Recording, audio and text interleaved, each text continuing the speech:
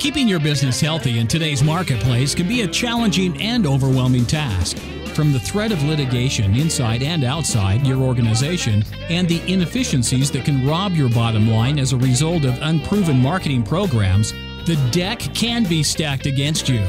To get ahead of these challenges and stay ahead of your competition, the Bottled Business Sense Show provides practical business solutions that uniquely emphasize key legal principles, management techniques, and marketing strategies to protect and ensure the longevity of your business. You'll learn how to implement marketing and protection principles equal to those used by today's most successful corporations. Join your hosts Bill Bernard, Rick Moscoso, and Steve Smith for some high-energy discussion that will inspire you to take control of your business so it can prosper in today's consistently challenging business environment. This is the Bottled Business Sense Show. Good morning. My name is Steve Smith. We run this program every week on Tuesday at 10 o'clock, so we appreciate you either listening via Blog Talk Radio or watching via Google Hangouts. So we simulcast the show depending on how you'd like to view it. But whichever way you do, we appreciate you being here. And as usual, we have another great show today that will help you in your business. For those of you that have watched us over the times that the show has been on, you know our whole focus is to bring information to you as the business owner so that you can protect your business and you can promote it and grow it so it'll be prosperous at some point in time. So legal perspectives and marketing perspectives is where we play. So we thank you for your continued coming to the show, and we're going to do everything we can to make sure that every show we bring you gives you that kind of quality content. So today we're going to be talking about a legal aspect, which I'm going to announce here in a moment. But before I do, let me bring on the two co-hosts that make this show the show that it is. And with that, we have Bill Bernard, who is our legal expert, and we have Rick Moscoso, who is our video marketing expert. Rick and Bill, welcome to the show today. Well, thank you, Steve. Good being here today on this great Tuesday morning. Looking forward to what Bill has to say and share with us. I always learn a lot from Bill's expertise, and I'm sure this show's not going to be any different than before. So with that, how are you doing today, Bill? Doing fine, Rick. Thanks. And Steve, thank you. I promise this show will not be probably not as exciting as the debates, but we'll try to give it as much attention as we normally do and try to drive home some of the points that our business owners can use in their everyday practice. So I'm looking forward to it. Well, just to set this whole thing up, because we're going to be talking about partnerships in business, and not necessarily from a contractual standpoint, but more from an operating standpoint. What does it really mean, and how are you set up, and is it really working for your business? And that's what we're going to have Bill talk to us about today. Bill, I know that you're aware of this because in the legal field, there is a tendency to get really technical and really legalistic with explanations. And I think one of the things you do from shows that we've had you kind of, provide us this information on is be able to take it down into layman's terms so that the people that are watching or listening can actually walk away and say, wow, I didn't know that. It's probably something I ought to look at, and they can actually take the information you provide and do something with it. So we appreciate your continued ability to make this a layman's term discussion. Well, thanks, Steve. I appreciate that. It's very kind. It's a great compliment. I appreciate it very, very much. You know, the interesting thing about partnerships is I've always frowned on them as a business, as a way to go in business or form business, because most people think of a partnership, or should, as a non-business entity, meaning it's not a corporation, it's not an LLC. It is just a manner and means upon which you can do business, because it's oftentimes formed without any written agreements at all. In fact, courts have said many times that partnerships are formed and can be formed by your conduct. And when you have a partnership, you have all kinds of liability exposures that you don't have when you have a formal business entity. But there's also the aspect of a partnership that people use, and they use this term interchangeably many times, when you are in a formalized business entity. And we'll take the most popular ones, corporations. Well, here, before we get down that road, because I have a question about that. Okay. In terms of how you talk about people getting into partnership relationships, okay? why would somebody do that? I mean, is it just because they want to have somebody else kind of shoulder to shoulder fighting the battle with them? What's the advantage to setting your business up in a partnership relationship if you don't have any kind of corporate structure that protects that? Well, there are no advantages from a practical standpoint, but there are a lot of emotional advantages. One of them, it would be, you do have somebody to lean on. You have somebody who's in the battle with you. You have somebody who, if the screws are put to you, so to speak, they're going to be put to the other person as well. Oftentimes, you don't have the same requirements that you do in formalizing a structure, such as tax-specific tax to pay the franchise tax board every year. You don't have the same fees in having to set up the entity. There's nothing required whatsoever to go into a partnership if you want to leave yourself open to all kinds of exposure. And a lot of people, in a simple way to put it, Steve, is they take the easy way out. They just want to do business, and they don't want to think about all of the other specifics that you have to do to formalize your business. They just don't want to do it. So that's really the only reasons. Okay, so in business structures, you have your C Corp, and you have your LLC and your subchapter S, and you've got all these variations depending on the kind of business model that you've put together. What is an LLP? Because I've seen that before. Well, an LLP is typically used where you have a lot of times you'll see that where you have a professional organization that is composed of maybe CPAs or physicians or lawyers, and what it tries to do is establish a corporation that has some of the foundation and some of the benefits of a corporation, but which limits the individual's liability to a certain extent, because remember, limited liability companies cannot be formed by lawyers, for example, but which is an LLC, but LLPs, which is a limited professional corporation in essence, that can be formed by a lot of professional organizations, and so they choose to do that by way of forming that kind of a structure. But that's an interesting point that you bring up, Steve, because let's say you have an LLP, or let's say you have an LLC, or let's say you have an S Corp or a C Corp. Essentially, you can still refer to those individuals that you're doing business with in that structure as a partner. But as a partner, that's a very loosely worded term that you're using. You really don't have a general partnership or a limited partnership that would expose you to liability. You merely have someone you're doing business with in a formalized structure whom you refer to as a partner, and that can be very deceiving.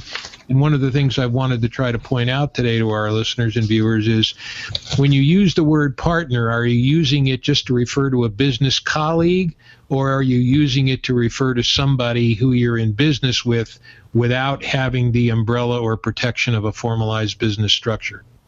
All right, so let's go with the second example and say that you have a business, you have a partner, and you guys share that business 50-50, okay? Mm-hmm. Maybe through investment, maybe through responsibility in the business, but somehow you've divvied up the assets that each one of you brought to the business, and you've determined that we're going to run this thing, as equal partners.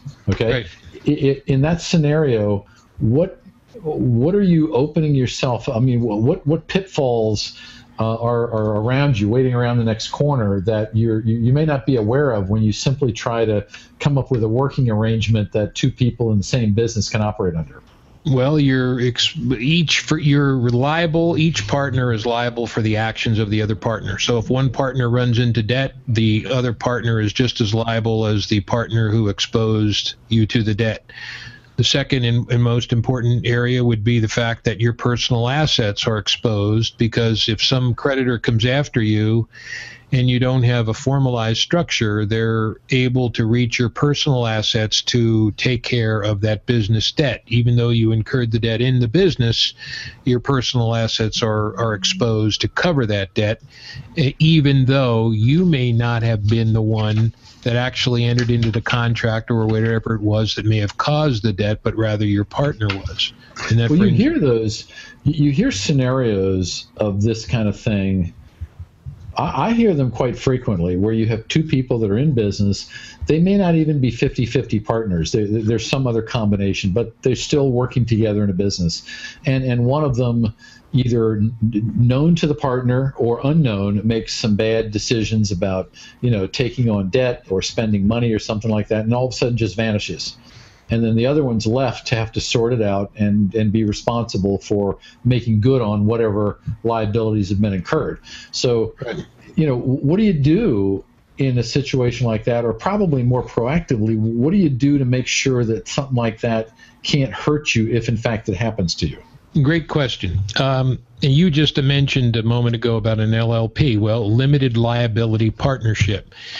If you have that kind of a structure, you will have your liability limited by way of that partnership pursuant to a partnership agreement which spells out the duties and the obligations of the partner, and which expressly indicates what the liability exposure will be for each partner.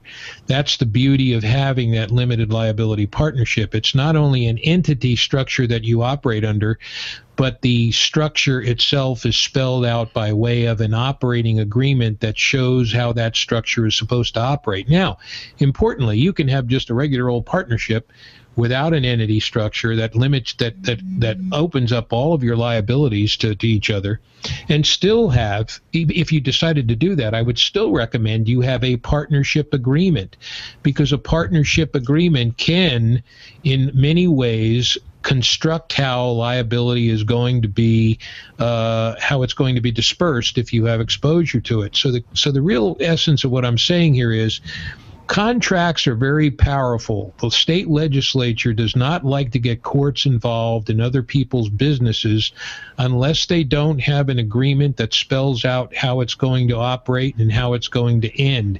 If you don't have that agreement and you have a problem, courts will then step in and, pursuant to codes, the corporation's code, they will tell you what's going to happen. So not only are general partnerships without a formal entity structure like a limited liability partnership dangerous, but they're even more dangerous if they don't have an agreement in place to at least in some way assimilate who's going to be responsible for what. All right, so go ahead, Rick, jump in. Yeah. No, we're talking about a partnership in the sense of we're two forces joining together on a predetermined or extended basis, right, Bill? Yes, they can join. They join together. There can be more than one, of course, and they either join together by way of a written agreement or they join together by their conduct, Rick. And what I mean by that is, courts have found that even though you haven't declared yourself to be partners, if you act in business in a manner that the courts would recognize as being a partnership, you will be considered a partnership whether you have an agreement or not. That's why, of course, it's always best to have an agreement in the first place. Right. Okay. So you run into this. All right, look, but listen to this, because Rick, I know you can probably appreciate this. You have people all the time that will come together with either the same business model or a complementary model, and they'll get together and they don't share profits, they don't share expenses. Maybe they're in the same office or something like that, but they keep everything separate. They're just working together, maybe for the benefit of sending each other referrals or something like that. So it's very loose. There's no partnership agreement, there's no formal structure. When they're doing that kind of thing, I mean, to me, that's just two independent people, working together because they like each other for some other reason. But is there any legal ramification to being like that? Well, there could be, Steve. It depends on how it's set up. For example, if you sign what would typically be called a joint venture agreement, you want to go into business with each other for a specific purpose, or when that purpose is reached, the business ends, or you have it over a specific period of time. We're going to do this for 2 years, and at the end of 2 years it ends. That's called a joint venture partnership. However, if you're just working in an office and you're paying your own rent and you're giving each other referrals, typically there would be no liability for whatever you do, because you're merely giving a referral from business A to business B. And when you give that referral from business A to business B takes over. It would have to be some sort of a combined transaction or a combined business goal that you're trying to reach that may impose liability on the person who gives the referral. That's very difficult to prove in most circumstances, because you give a referral to me, for example. It's got nothing to, what I do for that client has nothing to do with marketing. It's going to have to do with maybe enforcing marketing agreements or something of that nature, but it doesn't have to do with your business. On the other hand, if you enter into a business with me and you say over the next 2 years, let's build a business bill where you strictly get referrals from me and I strictly get referrals from you, that may add a whole different aura or flavor to it, and bring us now into a joint venture partnership that otherwise we wouldn't be exposed to individually. Now, is there it sounds like to me there's a distinction between a partnership and a joint venture. A joint venture can be a partnership, Rick. A joint venture can be something where that two people enter into because they want to accomplish a certain goal, and maybe their individual abilities will help them reach that goal. But you can also have a joint venture partnership where you enter into a partnership to share the profits, and that partnership will only last until that goal is reached, or only for a specific period of time. So they are distinct animals in a way. Yeah. All right, so let me set this up for you, because I actually knew some guys that did this. Let's say you're the sole proprietor of an auto repair facility, and you've been that proprietor for 15 years. Mm-hmm. And you've brought in, a couple of years ago, you brought in a mechanic who's kind of your head mechanic, and you've developed a close relationship with him. And one day you start talking about maybe owning the business jointly. And so that guy, he puts in some money, to have some consideration, and you guys form a partnership where now both of you own and run that auto business. Right. And let's just say the guy that had the business all along was an LLC. Okay. So now you put a partnership agreement together to cover the roles and responsibilities, the liabilities of both partners today. If somebody comes back to you from maybe a job you did a couple of years before on a car that you worked on, and there was some problem with that turned into a major issue for which a lawsuit was brought against you, is that new partner now, is he involved in that because he's now a partner to this initial guy, or is there some starting point in a partnership agreement that precludes any new partners from being held liable for any old damages? Well, that's a great question, and in a way you've partially also answered it, Steve. If you start a new business, and by the way, this brings up an interesting issue, you can have a formalized business entity becoming a partner with an individual, like an LLC and another person, or two formalized entities becoming partners.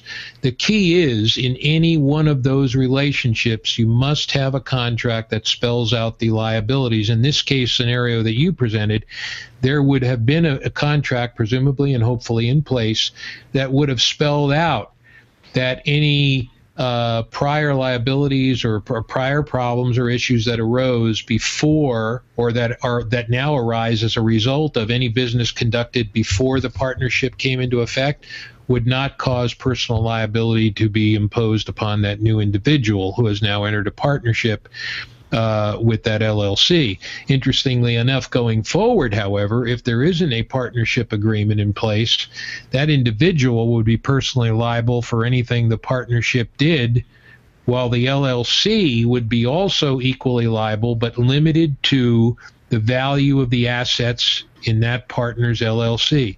If you follow what I'm saying, I'm hoping I'm not complicating it too much for the audience, but that's why it's so, this whole area is based on what? It's based on contracts. You must have a written contract in place that spells out the rights and obligations of the party, how the partnership is going to be dissolved, what capital contributions are going to be made by each party. There's a whole array of things that you need to cover. And so, again, to emphasize your point, Steve, LLC enters into business with Steve Smith. The contract should say, the partnership agreement should say, anything that happened before that joint partnership occurred is going to be the responsibility of the LLC. Anything going forward would be the joint responsibility of the two new partners. If something did happen, the two partners would be responsible going forward. You would be personally exposed for your half of the liability. The LLC would be exposed for the other half of the liability pursuant to the partnership agreement, but would be limited in terms of recovery for whatever the value of that LLC was, because that partner would be protected by way of his LLC and have to fork up money that would only be what is available to him by way of the LLC. His personal assets would be protected. The individuals would not. All right, so let's see if you can give our viewers or listeners just some basic points on what to do if they are considering a partnership, or they are a sole proprietor and now considering getting in a partnership either with an individual or another business. What few things up front should they be looking at so that they can make the best decision about where to go from there? Find a good lawyer who's going to draw up a partnership agreement for you. First and foremost, I would say, do you sure you want to consider a partnership? If the answer is yes, ask them why. If you can't convince them to stay away from a partnership, say at the very least, why don't you form a business entity and then enter into a partnership with Joe Blow? If Joe Blow is smart enough to also establish an entity, well, great. If he's not, at least you have your entity structure to provide you with some protection. So the partnership agreement would be a principle that would be the number one principle to have, and then percentage of ownership of the business. You'd want to cover issues like the rights and the duties of the parties, and finally how that business is going to be, how that partnership is going to be dissolved. Because remember, if you have a disagreement, Steve, and I can't emphasize this enough, you must have a way to dissolve that partnership. Otherwise, the courts will get involved and appoint a receiver and dissolve it for you, and that receiver is not going to come cheaply. So that's contract. Get a contract.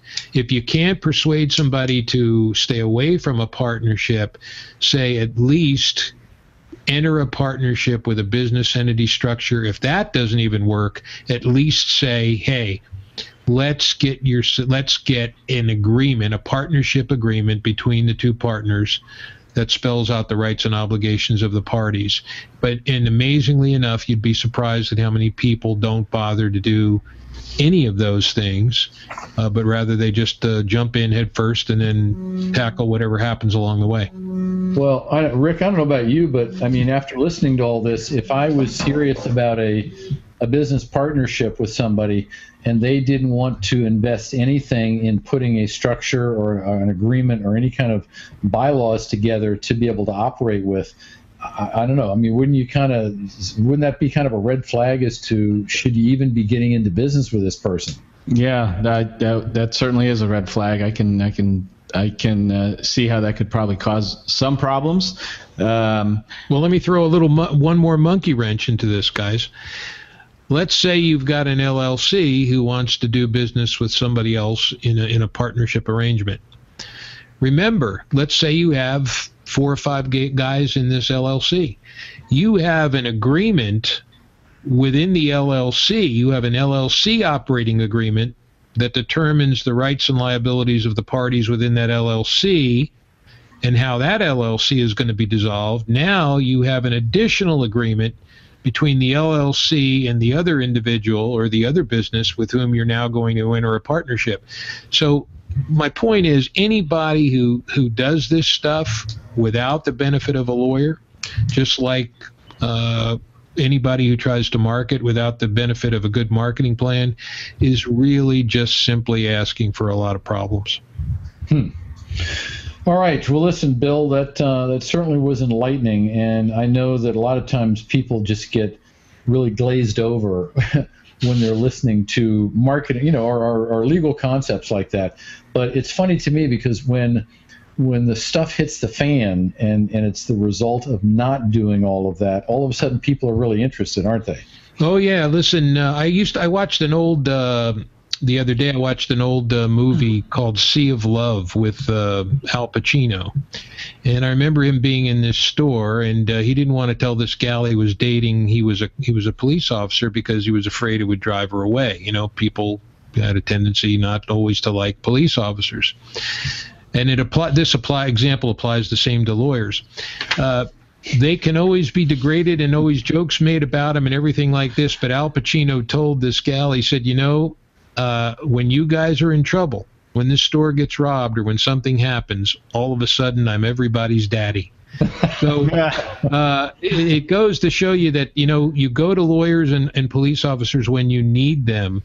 But our whole goal of this show, I think, is to try to show people what to do so you don't need us in the future. You don't have to walk up you don't have to walk up the courthouse steps. You can protect yourself in many ways, and it's worth the money. It's like the old commercial you used to hear, Steve and Rick, pay me now or pay me later, right? Are you going to get an oil change, or do you want a new transmission? All right. Well, listen, this is all really good stuff. I'm glad you were able to, kind of get it into conversational terms, because I think people that watch this show will get more out of it. So if they're serious about wanting to investigate a partnership agreement or some other type of structure that will protect them and their business, and they want to reach out to you, Bill, how do they get a hold of you?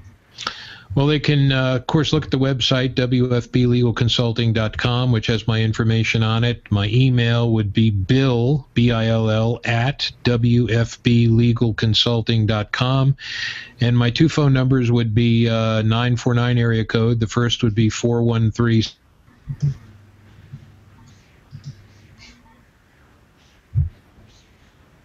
To answer any questions they might have. And Rick, I'm sure when we post these shows for people that don't see them live and want to see the replays, that information is usually down in the content somewhere, right? Yeah, all of our contact information is down below, as well as our emails and phone numbers. So just look below the video. Okay, well, that's it for today's show, guys. Thank you very much for your contribution. I know people that watch these kind of things get a lot out of it, and so I'm just glad we have two people here that can contribute and get some, and people get real value out of it. So for everybody that's been watching or listening, you've been listening to the Bottle Business Sense Show. We run live every Tuesday morning at 10 o'clock. That's Tuesday morning, 10 o'clock Pacific Standard Time. And we bank all of our shows for archive listening on the bottlebusinesssenseshow.com. So visit us there, and you'll see all the shows that we've done up until this point. So guys, listen, great show. Have a wonderful week, and we will be back in touch and chatting next Tuesday. So take care. All right. Take care, everyone. Take care, everybody. Be prosperous this week.